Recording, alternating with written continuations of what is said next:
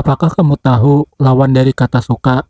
Kebalikan dari kata suka adalah tidak peduli, karena kamu tidak bisa membenci seseorang yang tidak kamu pedulikan. Ungkapan tersebut merupakan ungkapan yang diucapkan oleh Ishikura pada episode 11 menit ke-15 pada anime tersebut. Ungkapan tersebut pastinya membuat kita kebingungan atau bahkan tidak setuju terhadapnya, karena mengandaikan kalau lawan kata dari kata suka adalah tidak peduli, yang sangat bertentangan dengan pemahaman di zaman sekarang yang mengandaikan kalau lawan kata dari kata suka itu adalah benci. Namun, izinkan saya di sini untuk menjelaskan dalam konteks filosofis kalau ungkapan dari Ishikura tersebut dapat dibenarkan. Untuk menunjang pembahasan kali ini, kita akan coba bawa pembahasan ini pada pembahasan cinta yang dijelaskan oleh Slavoj Zizek, yang ia mulai pembahasannya tentang sebuah cinta bertetangga. Sebagai awalan, Zizek memulai pembahasan itu dengan merefleksikan arti dari ungkapan "kasihilah sesamamu seperti halnya kamu mengasihi dirimu sendiri", yang biasa diungkapkan dalam khotbah-khotbah agama. Dari ungkapan tersebut, Zizek berpikir siapa itu sesama, dan kenapa mencintai sesama harus disamakan dengan cinta pada diri sendiri. Untuk membahas siapa yang disebut sebagai sesama, Zizek kembalikan pembahasan tersebut kepada konsepsi yang dijelaskan oleh Jacques Lacan yang mengatakan kalau sesama itu adalah realitas. Namun, pastinya realitas atau yang nyata selalu memuat di dalamnya bentuk multiplisitas atau bentuk ganda yang dalam pembahasan semiotika disebut sebagai oposisi binar, yang berarti pada setiap kata yang diungkapkan selalu memuat di dalamnya penentang dari kata tersebut yang beroperasi dalam bentuk sebaliknya, yaitu untuk menguatkan makna dari suatu kata yang diberikan nilai negatif tersebut, alih-alih menghilangkannya.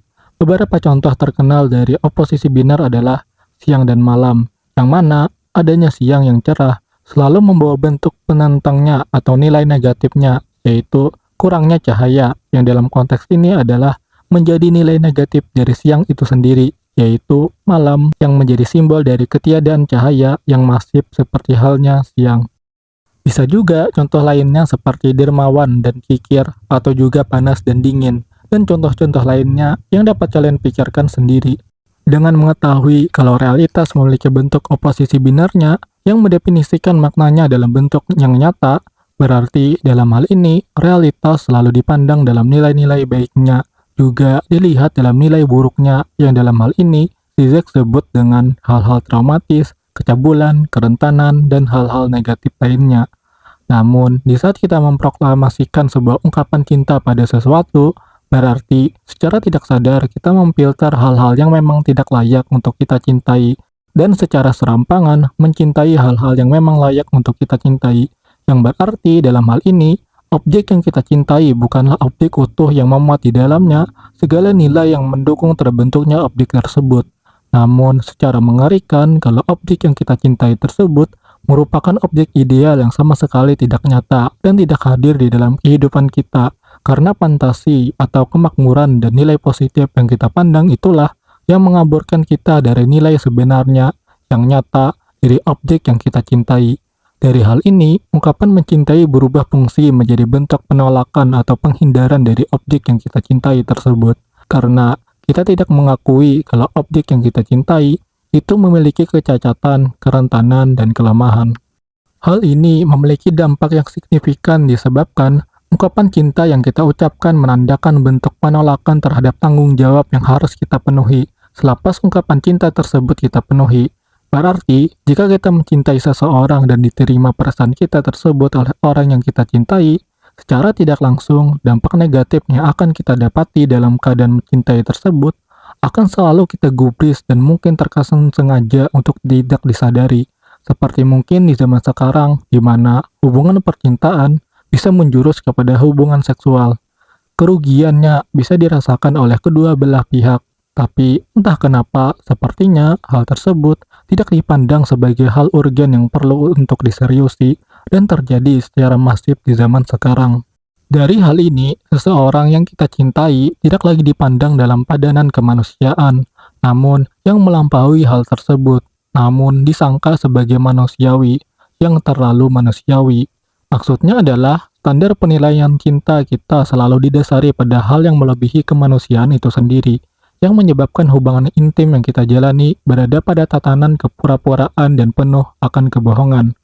Hasil pastinya adalah ketidakpuasan dalam menjalani hubungan percintaan tersebut, dan ini akan merujuk pada hal mengerikan lainnya yang Zizek sebut sebagai surplus enjoyment atau kenikmatan berlebihan, yang secara singkat berarti apa yang benar-benar kita inginkan merupakan keinginan itu sendiri. Secara tidak langsung, ini mengatakan kalau kepura-puraan dan cinta penuh kebohongan tersebut merupakan hal yang kita inginkan selama ini, dan hal tersebut menjadi nilai standar manusia normal di zaman ini. Hal ini menandakan kalau kita sudah melampaui dari manusia itu sendiri, yaitu menjadi manusia yang terlalu manusiawi untuk dapat mempertahankan kenikmatan dari kebohongan yang kita jalani selama ini. Tidak masalah hal tersebut kalian lakukan selama itu yang memang kalian inginkan dengan kesadaran penuh bersama pasangan yang kalian idamkan. Tapi paling tidak dari hal ini, kita mendapatkan sedikit kesimpulan seperti yang Lakang jelaskan. Tidak mengenal kebencian sedikit pun berarti tidak mengenal cinta dengan cara apapun. Tidak ada cinta tanpa kebencian. Secara tidak langsung, ungkapan tersebut mengatakan kalau apa yang kita sebut sebagai cinta adalah bukan cinta itu sendiri, karena kita menghilangkan dimensi kebencian atau dimensi keburukan dari dan pada orang yang kita cintai. Dalam titik ini, kita mendapatkan konvergensi atau titik hubung antara ungkapan Ishikura sebelumnya dengan pembahasan Zizek ini, yaitu kalau benci bukanlah lawan kata dari suka atau mencintai, namun kedua hal tersebut saling berkesinambungan untuk menciptakan sebuah cinta yang harmonis dan jujur. Mengutip perkataan Zizek, satu-satunya ukuran cinta sejati adalah kamu bisa menghina orang yang kamu cintai. Namun, hal ini masih belum sepenuhnya menjelaskan kenapa tidak peduli merupakan lawan kata dari suka atau mencintai, dan kenapa bukan ungkapan lain yang lebih relevan dengan hal tersebut. Dari hal ini, kita bisa sempurnakan dengan menjelaskan penjelasan lanjutannya. Setelah dari mengetahui kalau cinta sesama seperti mencintai diri sendiri tersebut merupakan sebuah bentuk proklamasi untuk larangan mencintai secara jujur, maka sesama atau dalam pembahasan ini merupakan seorang tetangga harus kita pandang dalam hal berbeda, yaitu pada hal di mana kita harus memandang tetangga kita dengan segala kemungkinan perbuatan buruknya yang akan ia lakukan kepada kita, serta mungkin sifat-sifat buruknya dalam pandangan kita yang akan ia lakukan. Secara tidak langsung, ini mengatakan kalau tidak ada diskriminasi atau pilih-pilih dalam menentukan siapa yang layak dan harus kita cintai, dan siapa yang harus dan wajib kita benci. Semuanya adalah sama dalam pandangan kita, yaitu sama-sama manusia. Dalam hal ini, Zizek mengatakan, jadi sekarang kasihilah sesamamu, berarti kasihilah umat muslim, atau itu tidak berarti sama sekali. Secara tidak langsung, ungkapan tersebut mengatakan jika kamu tidak bisa menerima perilaku tetanggamu yang buruk, dan milah-milah siapa yang bisa kamu ajak berteman dan siapa yang bisa kamu musuhi, maka itu bukanlah bentuk pertemanan atau cinta antara sesama itu sendiri. Maka pilihan bagi kita jika kita memproklamasikan sebuah cinta atau rasa suka pada seseorang atau orang lain, maka kita harus siap pada dua pilihan yang ada, yaitu mencintainya secara totalitas, penuh kejujuran, dan penuh akan rasa tanggung jawab, atau tidak mencintainya sama sekali, yang berarti kita tidak pernah terlibat atau mengatakan aku mencintainya kepada orang yang kita cintai. Hal ini mengingatkan saya pada sebuah nasihat dari Bandar Kasino yang saya lupa di mana saya mendapatkannya, yang kira-kira nasihatnya seperti ini. Satu-satunya cara supaya kamu bisa menang di permainan judi adalah dengan kamu keluar dari tempat judi tersebut setelah kamu memasukinya. Yang berarti kita diminta untuk tidak peduli dengan apa yang kita inginkan. Untuk sedari awal tidak terlibat tentang hal itu. Jika kita sedari awal tidak mau totalitas dan bertanggung jawab terhadap semua kemungkinan yang akan terjadi di saat kita melakukan hal tersebut. Dari hal inilah kata suka atau cinta mendapatkan bentuk antonimnya, yaitu tidak peduli, seperti yang dijelaskan oleh Ishikura pada ungkapannya.